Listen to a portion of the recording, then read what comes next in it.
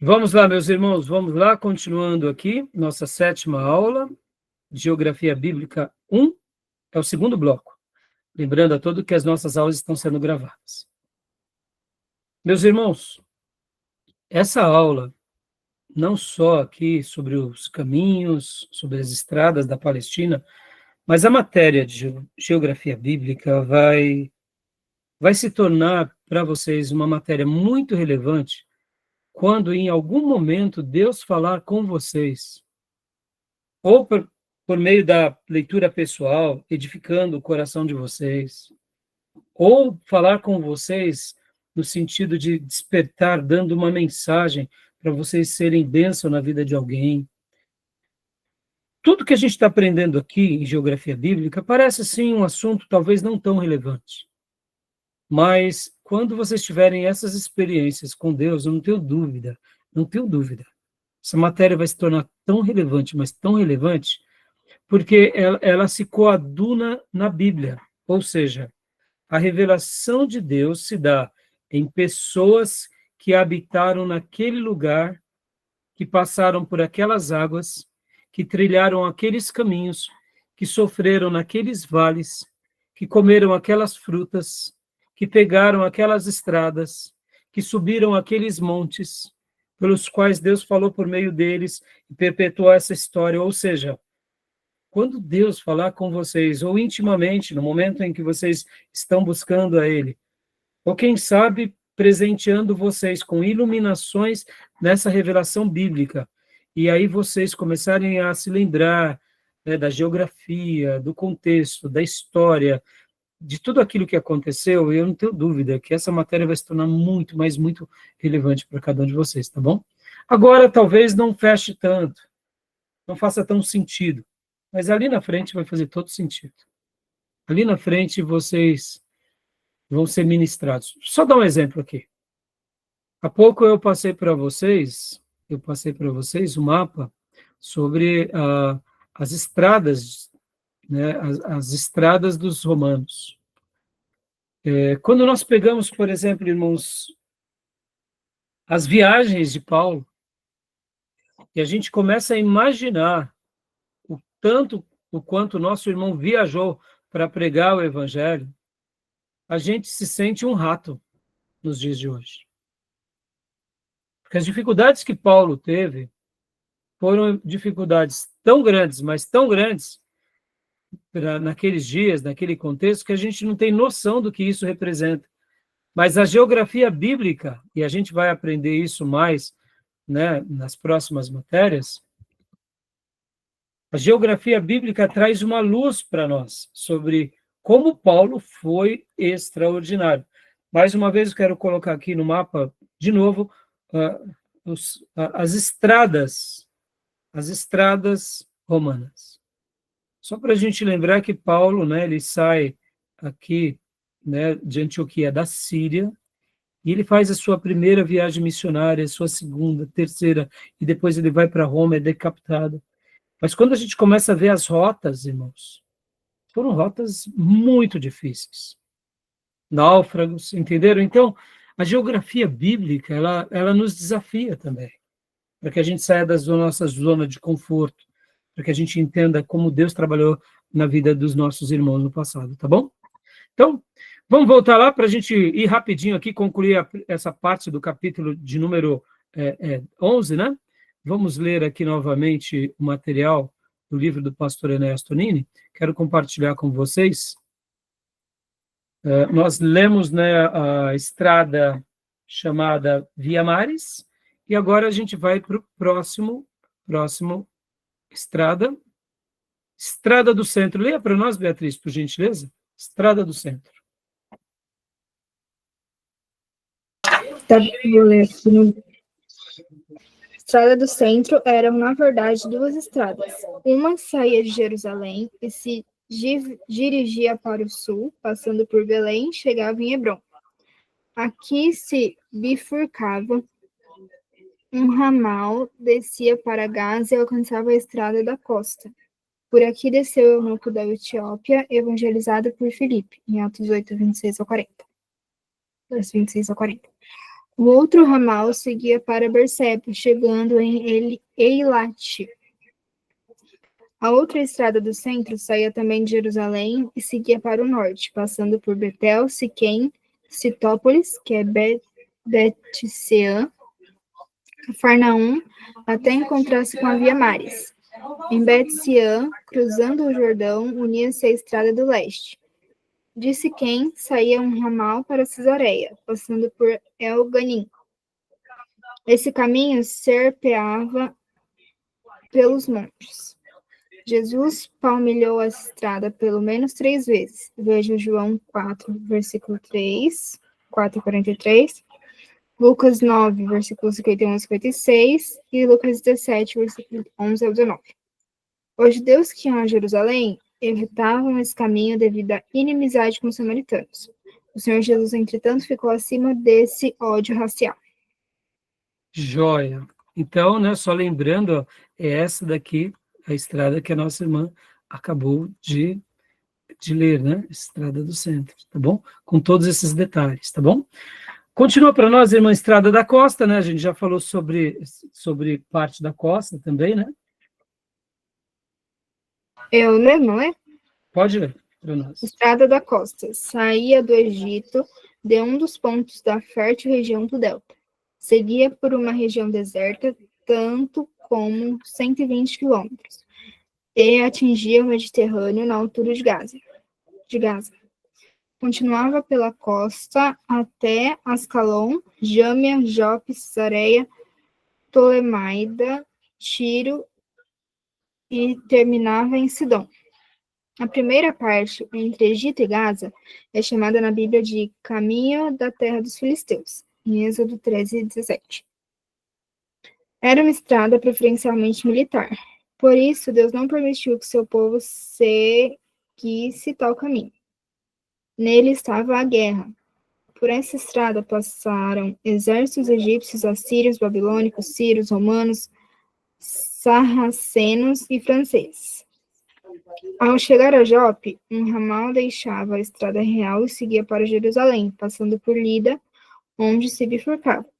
Um caminho dava em Jerusalém, na porta de Damasco, passando por Bet-Horon e Gabaon, e outro chegava até a porta de Jafa, em Jerusalém, passando por Emaús. Paulo, quando levou da Cesareia, passou pelo primeiro, em Atos 23, 31. Jesus acompanhou Cleopas e seu companheiro pelo segundo na tarde do primeiro dia da ressurreição, em Lucas 24, 13 e 71. Perceba, irmãos, olha só que coisa linda, né? Quando a gente começa a estudar um pouco, alguns detalhes, né? Como, por exemplo, aqui, esse detalhe de Cleopas, né? Super interessante, né? E agora, para a gente encerrar, minha irmã, Estrada do Leste, né? Por gentileza. Estrada do Leste, saindo de Jerusalém, cruzava o Vale de Cédron, subia o Monte das Oliveiras, chegava a Betânia. Descia para Jericó. Atravessava o Jordão, no passo natural, na altura de Betânia, de além-Jordão. Subia os montes da Galaade, passava por Filadélfia, a primitiva Rabá de Amon, e continuava até Damasco, serpeando pela Decápolis. Em Filadélfia, Pereia do Norte, Novo Testamento, um ramal seguia para Gerasa, pela Betabara e no sul do lago de Tiberíades. Por um passo natural, atravessava o Jordão e penetrava na região da Galileia. Era um caminho perlustrado pelos judeus que iam da Galileia para Jerusalém. O Senhor Jesus palmilhou esse caminho inúmeras vezes. Foi também pela Estrada do Leste que Paulo e seus companheiros possivelmente seguiram para Damasco para perseguir os cristãos, em Atos 9. E foi onde o apóstolo se encontrou com o Filho de Deus. Joia. Até aí tá bom, minha irmã. E por último, né, só para vocês verem, no nosso livro-texto também mostra caminhos secundários, tá, meus irmãos, que seriam aqueles, como eu mostrei aqui para vocês, né?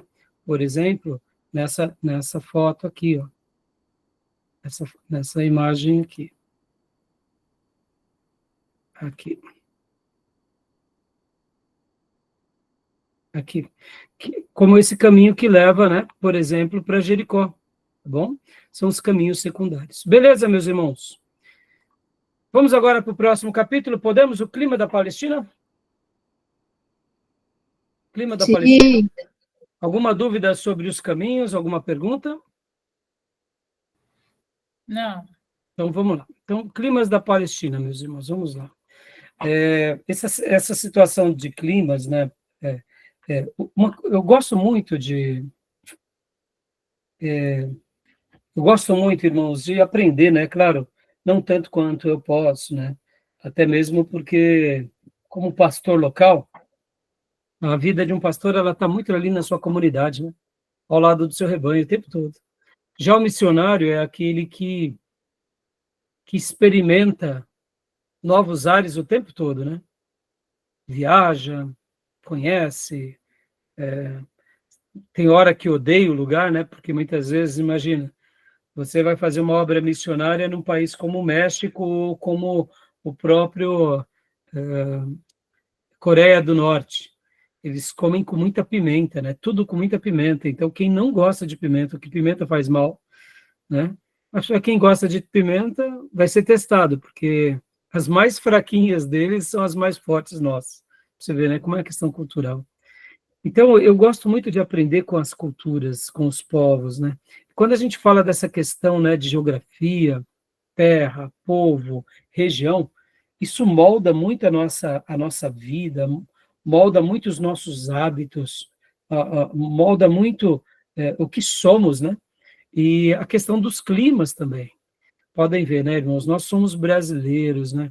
Para nós, tomar um banho por dia é obrigação. É obrigação, né? O filho não tomou banho, a mãe já manda o catinguento ir para o chuveiro, não é assim?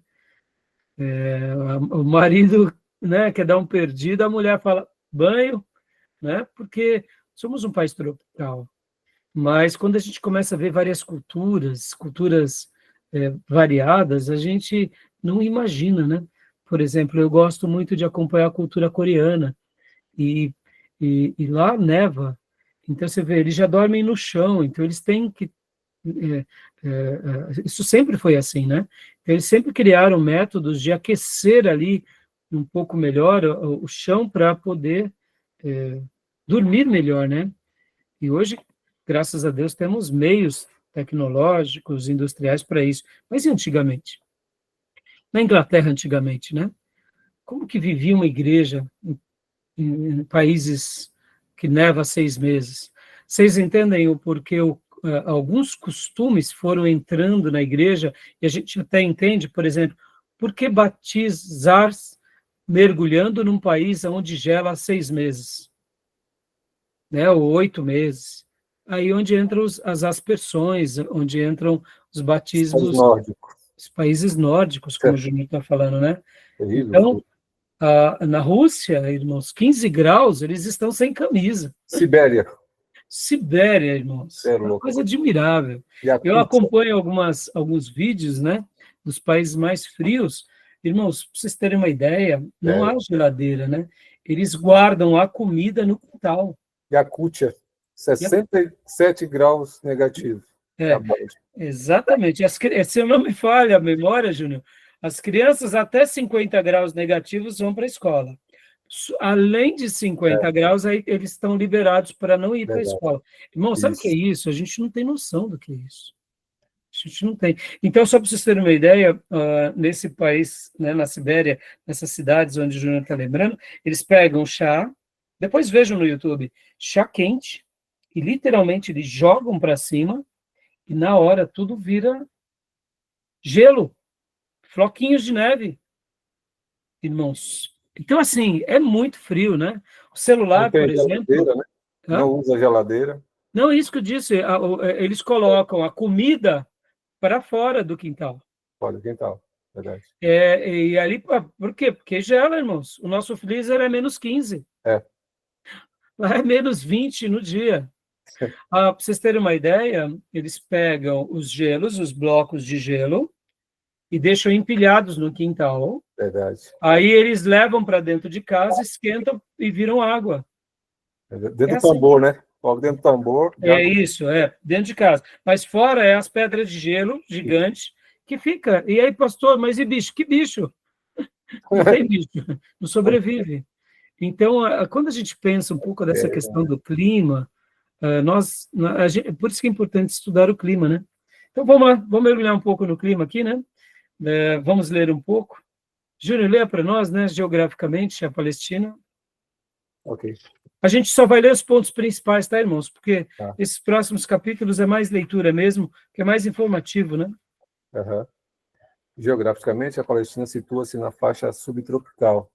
Seu clima, portanto, é subgêneres, com apenas duas estações, chuvosa com frio e seca com calor. A Palestina é encontrada entre 31 e 33 e 25 graus, né? Latitude norte. A extensão territorial de Israel é mínima. Apesar do tamanho, existem 3 climas distintos nesse país. Então, olha só que legal, né? É interessante que a gente começa a compreender um pouco. Eu lembro que eu estava pregando, eu não lembro o motivo, até algum tempo atrás, então eu estava muito falando de deserto, eu não lembro se eu estava ali comentando muito sobre trabalhando muito sobre desertos, e numa mensagem eu usei o termo que, sabendo que Israel tem muita dificuldade de água e tal, mas deu um lapso, eu esqueci que lá chove. E aí eu fiz aquelas falas genéricas, né, que em Israel não chove. Não, aqui não chove. Aí depois eu falei, espera lá, claro que chove. Depois que eu tinha pregado, né, irmãos? Acho que é bom a gente ouvir, que a gente prega. Então, até me lembro que depois eu não me recordo se eu corrigi, mas assim, eu vi que eu cometi um lapso, né? A gente sabe que a hidrografia de Israel ela é muito precária de água, e eles sempre foram sempre muito dependentes de chuvas, principalmente dos rios, principalmente das nascentes, o Rio Jordão, né, o Mar da Galileia e tal. Mas aquela parte ali, quando chega próximo ali de Jerusalém para baixo, vão diminuindo um pouco mais as nascentes, e claro que temos ali em Berseba, tem também ali poços, tem, né, inclusive eu vou até mostrar para você aqui o poço de Berseba, que possivelmente ainda é aquele mesmo poço até hoje, né, até peguei junto com o material do professor Jonathan Hubner, mas o que eu quero dizer é que na minha mensagem, além do calor da mensagem, eu fui sabe quando você acaba falando algo que não é? Né? Graças a Deus não é nenhuma heresia, né? Isso é uma coisa fácil. Mas percebam que o clima lá é bem diferente do nosso, né, irmãos? É bem diferente, né?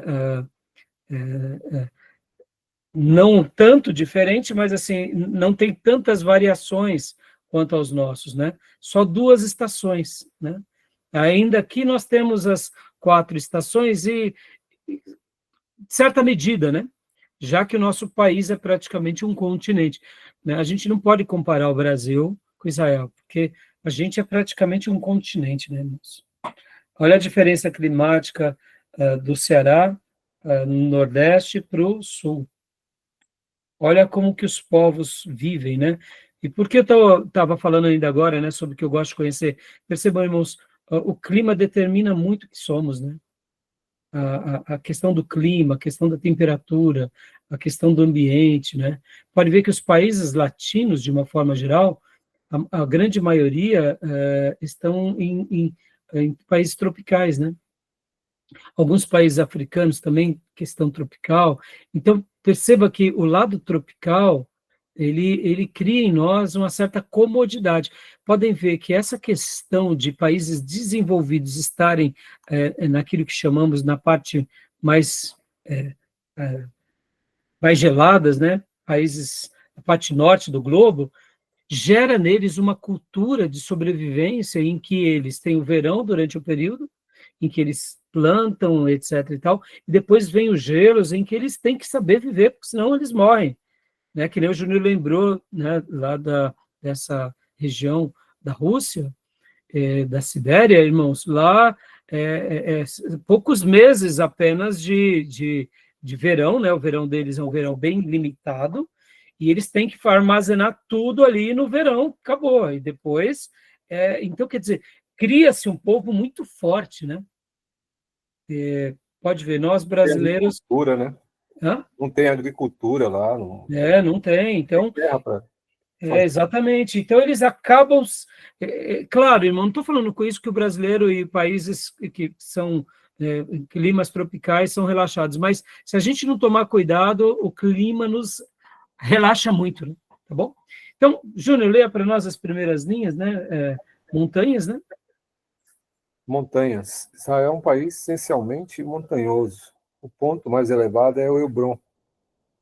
Hebron, desculpa. Hebron. O Hebron com mais de 1.000 metros. Jerusalém ergue-se a uma altitude máxima de 800 metros. Até aí tá bom. Então, lembrando esse ponto, né, meus irmãos, com relação ao clima, né? Aqui no 2, Júnior, litoral, leia para nós aqui, até aqui, pode ler até aqui, ó, parte. Litoral. Litoral. Israel confina ao ocidente com o mar Mediterrâneo. A brisa marinha é constante, principalmente à noite. No inverno, em Gaza e em Jaffa, a temperatura baixa para 14 graus, algumas vezes um pouco menos. No verão, sobe para 23 graus e na maior intensidade do verão, até 34 graus. Né? Até aí? Até aí tá bom. Né? Próximo ponto, então, lembrem desse detalhe, meus irmãos, montanhas, né? A questão do litoral e agora o deserto, até aqui, o Jordão. Ok. Deserto. Quando o Jordão sai do mar da Galileia, corre a 200 metros abaixo do nível do mar Mediterrâneo, em Jericó a 300 metros, e, por último, quando entra no Mar Morto, está a 400 metros. Como a gente aprendeu já nas aulas passadas, né? Temos essa parte sul, que é uma parte mais precária, onde tem os desertos, e ela, pode ler aqui para nós, Júnior, aqui, ó. No inverno a temperatura chega, por gentileza. Tá, no inverno... Não, leia essa parte todinha, Júnior, para ficar completo. O Okay. Jordão... O Jordão corre de norte para o sul entre duas muralhas de montes. O vale desse rio não recebe ventos de nenhum lado. Os raios de sol se concentram no vale, tornando o seu clima insuportável. No inverno, a temperatura chega a 25 graus e no verão varia entre 43, 45 e até 50 graus. Pode continuar. Até... Jericó é um lugar diferente, com um clima também diferente. Nunca chove. Está a 300 metros abaixo do nível do mar. É a cidade mais verde de Israel. O clima é constante e de 32 graus à noite a 32 graus, à noite 28. Engraçado, né? Então, isso que eu queria destacar, né, irmãos? Olha que interessante, né? Tem coisas que a gente se surpreende como, ao mesmo tempo, é um lugar pequeno, mas como tem algumas coisas bem características, né? É isso que você acabou de ler, né, Júnior? É muito característico. É uma coisa assim... quando a gente pensa na dimensão geográfica, é pequena, mas o clima ali é muito diferente. Né? Tinha já mostrado para vocês. Jericó é litoral, né? Oi? É litoral, Jericó? Cidade das Não, não. Aqui, Jericó, lembra de Jerusalém? Deixa eu mostrar esse mapa aqui para vocês. Ó. Você vai lembrar agora. Essa imagem. Ó. Você vai lembrar. Ao lado de Jerusalém, descendo ali, ó, aqui, ó. Deixa eu ampliar. No início, aqui, ó, Jericó, exatamente aqui, Júnior. Aqui está, pense assim, aqui, ó, Jerusalém, essa região, ó, Betel, ó, tá vendo? E aqui descendo, aqui é Jericó. E aqui vem o Mar Morto, ó. É do outro lado da montanha, né? Do outro lado. Mas é muito curioso essa descrição, né?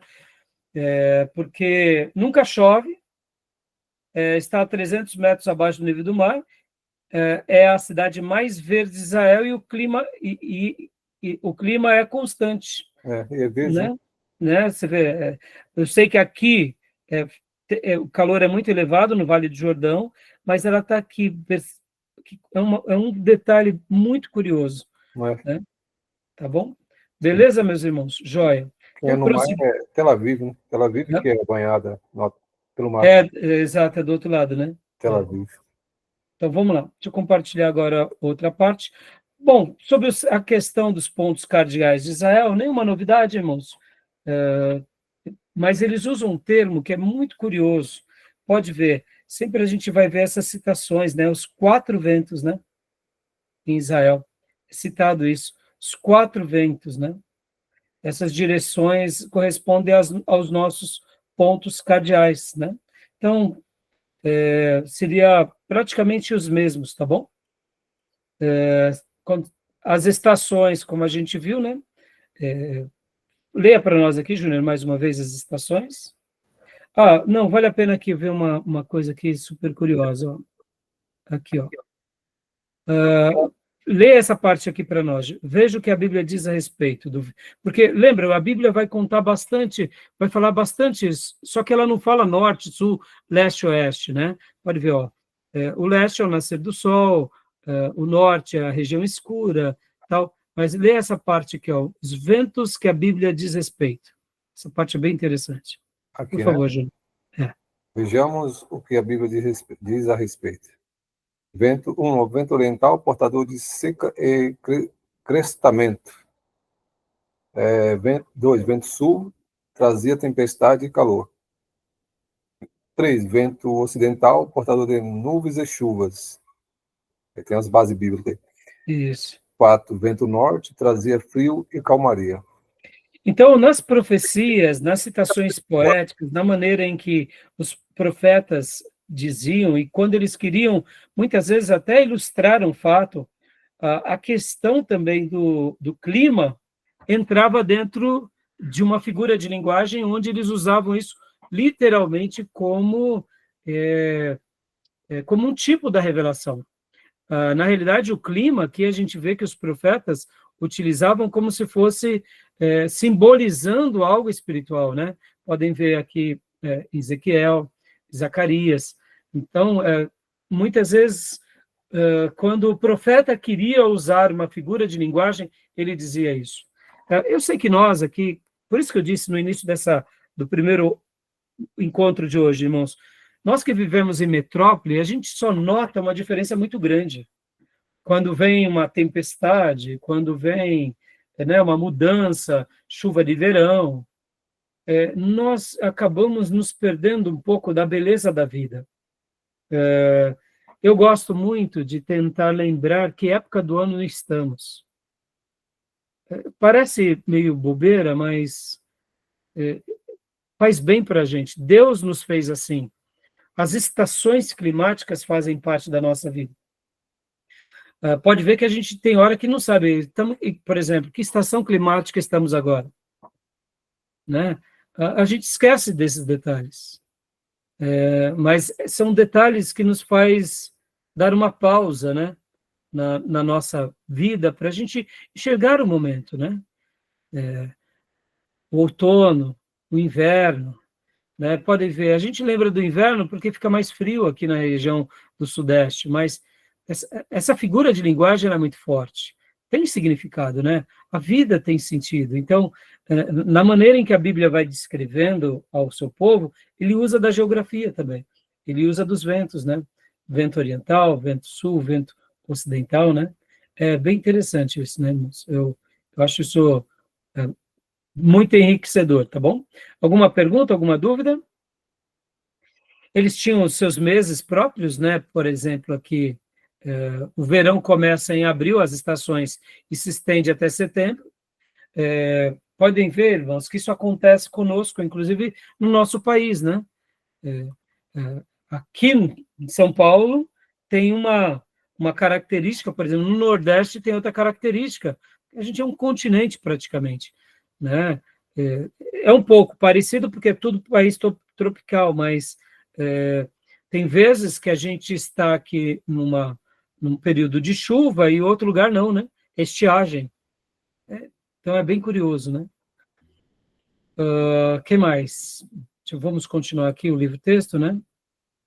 Aqui, leia para nós aqui, irmão Felipe Reis, os rabinos dividem o ano, por gentileza, leia essa parte. Os rabinos dividem o ano em 6 estações de 2 meses. 1. Colheita, de 16 de abril a 15 de junho. 2. Cálida, de 16 de junho a 15 de agosto. 3. Estio, de 16 de agosto a 15 de outubro. 4. Semeadura, de 16 de outubro a 15 de dezembro. 5. Inverno, de 16 de dezembro a 15 de fevereiro. E 6. Fria, de 16 de fevereiro a 15 de abril. Joia. Então, são os costumes do povo, né? Como nós temos os nossos costumes aqui. Tá bom? Chuvas, leia para nós até essa parte aqui, irmão. Até o segundo parágrafo. Tá. Chuvas. Diferentemente do Egito, onde não chove, em Israel são abundantes as chuvas na estação própria. Em Deuteronômio e em 1 Samuel fala isso. As primeiras chuvas caem em outubro. São aguaceiros fortes, geralmente com trovoadas. No litoral, as chuvas são torrenciais e mais frequentes. Nas montanhas, finas e continuadas. Dá uma pausa aqui. Perceba, irmãos, tem hora que a gente acaba se esquecendo desses detalhes, né? Como eu disse, quando eu pregava, falava ali mais da parte sul de Israel, eu esqueci desses detalhes. Depois eu me lembrei, falei, não, pelo amor de Deus, claro que tem chuvas. Chuvas, inclusive, torrenciais, né? E aqui, aí sim, pode ler, no deserto? No deserto, dificilmente chove. Ao que parece, devia chover no tempo em que Herodes, o grande construiu Massada, de frente ao Mar Morto. E os essênios habitavam nessa região, pois haviam grandes reservatórios d'água, geralmente procedente das montanhas. Aqui é um ponto legal da geografia para a gente trabalhar. Lembra, Júnior, que você tinha me perguntado algo sobre Sodoma e Gomorra, etc. e tal? Pode ver que, se nos dias, porque Herodes iria construir, né, uma área praticamente de veraneio e também de proteção, lá em Massada, se não houvesse chuva, como são durante muitos períodos, como que os essênios estariam ali sobrevivendo naquela região se fosse com profundas escassez? Então, percebam que se num período mais recente, né, que a gente está falando aqui por volta de 2000 anos atrás, aqui haviam chuvas, porque aquilo que o livro do Gênesis menciona sobre Sodoma e Gomorra não podem ser verdade, né? Regiões muito férteis, muito abundantes. E, de uma forma ou de outra, segundo alguns especialistas e até cientistas, eles deduzem que, num passado muito distante, ali no Mar Morto, havia vida, né? Então, quer dizer, essas probabilidades, a gente enxerga que realmente a mudança veio com o castigo de Deus em Sodoma e Gomorra. Mas que isso não significa que nessa região também pararam as chuvas totalmente, né? Como a gente está vendo agora, né? Muitas coisas a gente vai descobrir apenas com a arqueologia e com o tempo. Uma coisa é certa, um dia, no Mar Morto, vai voltar a ter muitos peixes como no Mar Grande. Eu acredito nisso, e como Deus fará isso, nós não sabemos, mas eu particularmente acredito que essa vai ser uma intervenção de Deus na história. Ah, pastor, e se for o desenvolvimento tecnológico na história? Tudo bem, não duvido. Deus pode, né, permitir que por meio da ciência e da tecnologia, os seres humanos façam isso. Mas eu acredito que, se tratando de profecia, Deus ainda deixa, eu diria, essa cereja do bolo só para ele, para mostrar que ele é o Deus da história. Estão entendendo, meus irmãos? Eu, particularmente, acredito nisso, né? Por exemplo, irmãos, eu creio na Bíblia como revelação de Deus, do Gênesis ao Apocalipse. Tem muitas perguntas que eu não tenho respostas, e eu não tenho nenhum problema sobre essa questão, porque na nossa vida humana tem muitas perguntas que a gente não tem resposta, e a gente vive, não é verdade? Mas vamos lá. Por que eu estou falando isso? Quando a gente fala sobre Elias ser arrebatado, quando a gente fala sobre o corpo de Jesus passar por paredes, quando fala sobre a ressurreição e o corpo glorioso. Eu não vejo nenhum problema de um dia a ciência conseguir fazer aquilo que nos filmes antigos a gente chamava de teletransporte, entendeu? Nenhum problema. O que é a ciência, se não a filha mais nova de Deus? E o que não é o desenvolvimento científico e tecnológico, senão Deus nos permitir entender os códigos do milagre? Está entendendo mesmo? Nenhum problema. Nenhum problema. Para mim, a ciência não me afasta de Deus, a ciência me aproxima. Porque conhecer a lei da gravidade só me faz ver o quanto Deus é poderoso, porque o meu Cristo, nosso Cristo, foi elevado aos céus, diante dos olhos de todos. E esse corpo glorioso que Cristo recebeu, que um dia receberemos, né? Eu acredito muito nisso. E por que eu estou falando tudo isso? Porque quando a gente fala de, por exemplo, outro fenômeno, né? O evangelista Felipe, que foi transladado de um lugar para o outro. Meus irmãos, isso é milagre. Ainda é milagre que não se explica, mas um dia pode ser explicado. Deus pode dar a nós, seres humanos, a capacidade de chegar a ver coisas sobrenaturais. Quer ver uma outra coisa, meus irmãos? Eu sempre gosto de dizer isso nas aulas, né, do seminário, em alguns períodos como esse, por exemplo. A gente sabe, nós, filhos de Deus, sabemos que há uma energia de Deus boa, que é o poder que emana de Deus e do Espírito Santo, e há um poder das trevas. Depois da nossa conversão, os nossos sentidos são muito mais aguçados sobre isso. Eu sei que tem cristãos que eles não acreditam, né, nos milagres como eram na igreja apostólica, são aqueles que dizem que os milagres cessaram. Mas mesmo os nossos irmãos que sabem que os milagres cessaram, eles sabem que uma conversão só é gerada pelo poder de Deus.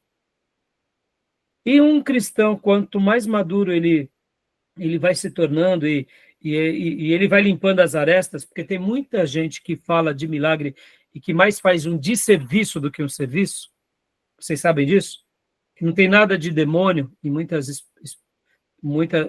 exorcismos. São pessoas desequilibradas, doentes mentalmente e que se tornam matéria-prima barata nas mãos desses pastores corruptos. Mas por que eu estou falando isso? Eu não duvido nada amanhã da ciência conseguir, Deus permitir com que os cientistas consigam detectar forças do bem e do mal. É o que nós temos como discernimento do Espírito. Né? Ou seja, conhecerem forças, ou quem sabe, assim como hoje nós temos como mapear um infravermelho, a questão, né, das luzes infravermelhas que os nossos olhos não veem. Qual é a dificuldade de amanhã alguém descobrir isso na questão da espiritualidade? Nenhum problema. Isso só vai mostrar o quanto Deus, ele é o Senhor da história, e que nós estamos aqui no planeta com um propósito. E, aliás, se muitos cientistas se debruçassem na Bíblia, e se debruçassem diante de Deus, e se rendessem a Cristo e ao Espírito Santo, eu não tenho dúvida que os seus sentidos seriam muito mais apurados para que eles descobrissem muito mais coisas, para que, quem sabe, o mundo tornasse o mundo melhor. Por que eu estou falando isso? Porque eu fui falar lá do Mar Morto, né? A gente parou aqui por causa do Mar Morto. Então, irmão, se um dia também Deus permitir com que os cientistas ali desenvolvam ali o Mar Morto e as profecias de Ezequiel se cumpram, amém. Mas eu acho que Deus vai fazer questão de marcar mais uma vez a história. Assim como um dia ele marcou a história do dilúvio, marcou a história na libertação do seu povo do deserto, marcou a história da revelação do seu povo em Israel, ele vai marcar a história no Mar Morto, né? Então, estou falando isso só para mostrar, né, que até mesmo o próprio clima, a própria geografia onde Deus se revelou, ele fez questão de marcar a história do seu povo no passado, e eu não tenho dúvida que será no presente, porque muitas profecias trabalham ainda com Israel, trabalham ainda com o Mar Morto, trabalham ali no Monte das Oliveiras, ou seja, o nosso mestre vai voltar nos Montes das Oliveiras, meus irmãos. Então, isso é maravilhoso, tá bom? Pode falar, Júnior. Eu tenho um pensamento um pouco diferente. Tem? Tem. Eu tenho que uma coisa é a ciência natural, outra coisa é os milagres de Deus. Até aquele exemplo de Lázaro, que Jesus esperou 4 dias, porque os próprios judeus diziam que até 3 dias aquela alma podia voltar para o corpo. Então Jesus esperou justamente para isso, para que não fosse depois alegado que não foi milagre. Então eu acredito que é o seguinte, que os milagres de Deus, a ciência não vai discernir, não vai chegar a atingir e fazer um esclarecimento. Não, o que eu quero dizer, Júnior, é assim, ó, me entenda, não. Eu quero dizer que muitas vezes, muitas coisas, por exemplo, hoje a gente não está falando aqui, a gente não está falando do clima, hoje, por exemplo. Sim. Hoje, pela meteorologia, a gente não entende o porquê vem uma tempestade, é o encontro dos ventos, dos ares, da temperatura quente com a temperatura fria, o encontro. Hoje nós não conhecemos muita coisa que antigamente não conhecíamos, não é assim? E o que eu quero dizer é o seguinte, Deus, ele é o Deus da história, por isso que eu quero dizer que, quando eu falei sobre o Mar Morto, me entenda, não é dizendo que a profecia foi dada, que lá se pescarão, lá terão árvores, ou seja, Deus vai fazer isso. Como ele vai fazer, eu não sei. De que forma ele vai fazer, eu não sei. Deus pode usar com que o desenvolvimento tecnológico, científico do homem faça isso? Pode. Eu acho que não vai ser isso. Isso que eu quero dizer. Eu acho que não vai ser isso. Mas supondo que algumas coisas aconteçam dentro dessa vertente, eu não vejo nenhum problema também. O que eu quero dizer com isso? Por exemplo, Júnior, hoje nós não temos a clonagem de animal? Sim. Não é ético, não existe ainda a clonagem humana, mas não é possível que já tenham feito até clonagem humana? Provavelmente. Provavelmente sim, não se diz, mas quando a gente olha Jesus, ele é, poderíamos dizer, o primeiro clone da história, criado por Deus. Então, percebam, eu não estou tirando o milagre, nem o poder de Deus, mas eu estou dizendo que a clonagem humana explica o nascimento virginal. É óbvio que o Criador jamais vai dar a glória dele para o homem. Sim. E é isso que eu quero dizer.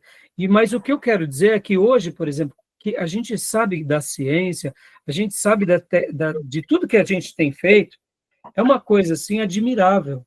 Sim. Que a gente caminha com naturalidade, mas os povos antigos, quando eles olhavam para essa questão de o ser humano voar, é uma coisa impossível. E hoje a gente vê, quando eu falo sobre a questão do teletransporte, só atesta que um dia, pelo poder de Deus, Elias foi de fato arrebatado. Sim, até o Daniel fala que a ciência ia se multiplicar.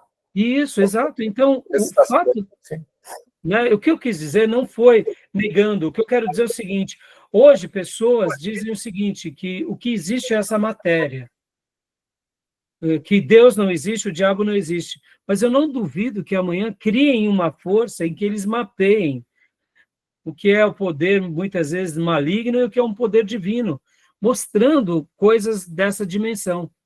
Porque, irmãos, a gente sabe que Deus é o Deus da história, e nós estamos aqui no planeta com um propósito. E nós somos gratos a Deus por compreender isso. E a gente ora para que muitas pessoas tenham essa mesma clareza que nós. Né? Eu divaguei um pouco aqui, irmãos, simplesmente para mostrar, né, dessa questão de o nosso Deus é um Deus na história, né? Que ele atua sobre tudo, entendeu? Tá bom? Mas não, sem polemizar, tá, meus irmãos? Sem querer inventar a roda, né? Tá bom? Bom, meus irmãos, aqui um pouco também sobre o calendário, né? O calendário judeu, ele é diferente do nosso, né? É um calendário... Vocês têm que lembrar que os povos antigos, eles tinham calendários diferentes, né? Alguns povos, o calendário são lunar, outros são solar, né? E os anos para o judeu também é um pouco diferente, né? Podem ver que para o judeu é por volta de 360 dias, tá? Essa questão do ano bissexto, que para nós é algo 365, né? E depois temos o ano bissexto, então para nós ela é bem comum, mas vocês têm que lembrar que essa questão do ano bissexto é o calendário gregoriano, né? Não sei se vocês sabem quando vocês estão vendo algum artigo científico e fala assim que Jesus nasceu no ano -4 antes de Cristo. Ué, como que ele nasceu no ano -4 se ele nasceu no ano 0? Isso é uma loucura, né? É por causa do dia 29 de fevereiro. Né? Então, para que realmente as datas fechem, e então se colocou, né, um ano a mais, mas quando a gente faz essa conta retroativa em muitos séculos, dão meses e dão anos, né? Então, por isso que, assim, essa questão das datas para os judeus é um pouco diferente, tá bom? E uma coisa muito interessante, ele traz aqui também essa questão da divisão do dia e da noite, são as vigílias do dia e as vigílias da noite, né? Lembra disso? Né? O dia era dividido em 4 vigílias, né? A primeira vigília, a segunda vigília e a terceira vigília, né? Que dá uma ideia mais ou menos como se fosse o nosso período da manhã e o período da tarde, né? Então, seriam as vigílias. E já o período da noite, a mesma coisa, né? Para o judeu, no caso, a nossa noite é um pouco diferente, né? Mas também é dividido entre a nossa noite, que se inicia, e a alta madrugada, termina, né? Tá bom? Tudo bem até aqui? Alguma pergunta, alguma dúvida? Eu tenho. Aqui, então, quer dizer que os meses, ele eram 12 meses ou eram 8 meses? Não, os meses são 12 meses, normal. Ah, tá, normal. Né? O que muda muitas vezes de um calendário para outro, irmã, sabe o que acontece? Ele muda, que geralmente é assim, é só a questão dos dias, né? Alguns calendários, por exemplo, o calendário judeu não começa necessariamente igual ao nosso. O nosso calendário é diferente do calendário judeu no sentido, a virada do ano, né? Pode ver que cada cultura, os chineses, eles têm o Ano Novo Chinês, o judeu tem o Ano Novo Judeu, né? E aí o Ocidente se convencionou, por causa do cristianismo, o Ano Novo, diante do calendário cristão. Podem ver que nós estamos no ano 2025 depois de Cristo. Eu não sei se vocês notaram, o Júnior pode até falar com mais propriedade, estavam querendo tirar essa questão depois de Cristo, né, Júnior? Estavam. Como que é mesmo a questão? Eu não estou lembrado, mas era uma questão mais ideológica, né?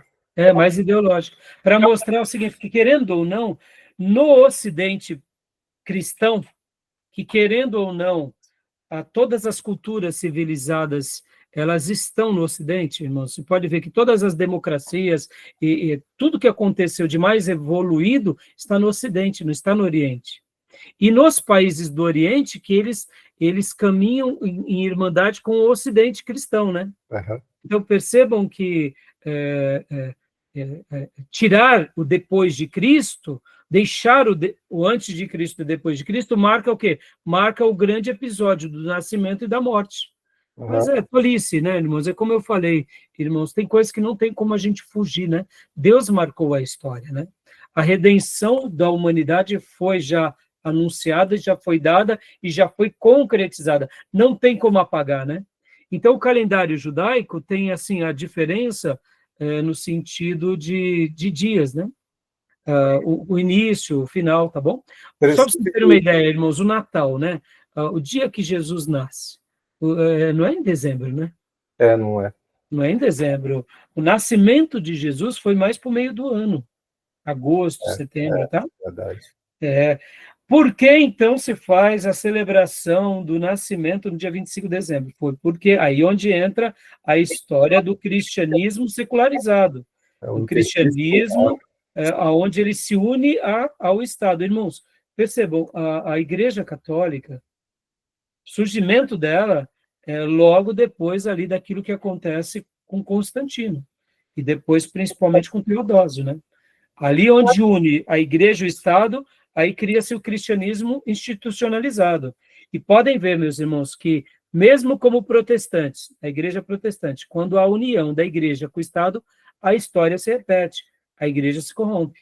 Não tem como, porque uma coisa não deve caminhar com a outra, tá bom? Tudo bem? Então, só para a gente terminar essa parte, para a gente ir para a última porção, né? Então, sobre o calendário é isso, né? Só explicando.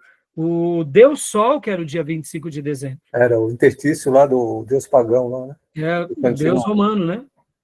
Solstício, né? Então, o que acontece? Então, foi mais ou menos o seguinte: quem é o maior símbolo do cristianismo? É Jesus. Então, o nascimento dele, dia 25 de dezembro. Quando alguns irmãos nossos criticam essa data, eles estão errados, não, mesmo. Então, não. Porque ela tem, sim, essa questão. É que nós, ao mesmo tempo, temos essa maturidade de estudar e saber o que é errado e de limpar uma coisa da outra. Mas tem irmãos que são contra e não está de tudo errado, não, viu? Eu diria que tem nenhum problema se eles não querem, né? E aqui, só para a gente, o ano hebreu, né? O ano hebreu era solar, assim como a lua servia para determinar os meses, o sol determinava a duração e a sucessão dos anos, tá bom? Provavelmente o ano hebraico era de 360 e não de 366 dias, tá bom? Beleza, meus irmãos? Tá bom? E agora aqui vamos para a geografia econômica de Israel. Esse ponto também é bem interessante, tá? Parece, pastor, mas e a economia? Não, meus irmãos, a economia tem tudo a ver com a nossa vida. Tudo a ver. Para terminar aqui esse bloco. A educação e a economia, irmãos, elas andam junto, tá? Educação e economia andam junto, tá? Porque se você não tem recursos, você não estuda, você apenas tenta sobreviver. E quanto mais dinheiro nós temos, mais investimos em conhecimento. E quanto mais conhecimentos temos, mais prosperamos, porque criamos ferramentas para melhorar a nossa vida. Então, percebam que a economia, para um povo, ela é muito importante. Né? Então, guardem isso, viu? Guardem isso. Pastor, o senhor está querendo agora fazer uma defesa à economia? Eu estou querendo fazer uma defesa à economia nos termos bíblicos. A prosperidade bíblica, não essa prosperidade doente aí, dos desequilibrados aí, que fazem da prosperidade uma doença e uma loucura, né? Podem ver que eles querem ser ricos, mesmo continuando sendo ignorantes, né? Tolice, né? Vão ficar ricos e vão perder tudo. Mas eu estou falando que o fator econômico numa nação, ela é muito importante. E Israel, ele prosperou muito, e Deus sempre providenciou os meios na Palestina. E podem ver que todo judeu, ele era alfabetizado com o quê? Com a palavra de Deus. Uma criança judia começava a ler e escrever com a Bíblia. E os pais começavam a educação em casa, e depois iam para a sinagoga, e depois iam para a escola. Ou seja, os lares eram lares que prezavam pela educação. Então, o caminho da grande prosperidade bíblica é estudo e trabalho. Irmão, não tem jeito. Estudou e trabalhou, vai prosperar. Trabalhou e estudou, não tem outro caminho, vai prosperar. Todas as culturas que prosperaram eram aliadas dessas verdades. Estudo e trabalho, trabalho e estudo. Pronto. É a regra da prosperidade que Deus nos deixou, tá bom? Vamos parar aqui para o último bloco? Fechado? Tá bom? A gente vai para o último bloco curtinho, falando um pouco sobre essa parte da economia. Então, eu vou parar a nossa gravação, tá bom, meus irmãos? Alguma pergunta? Alguma dúvida? Não?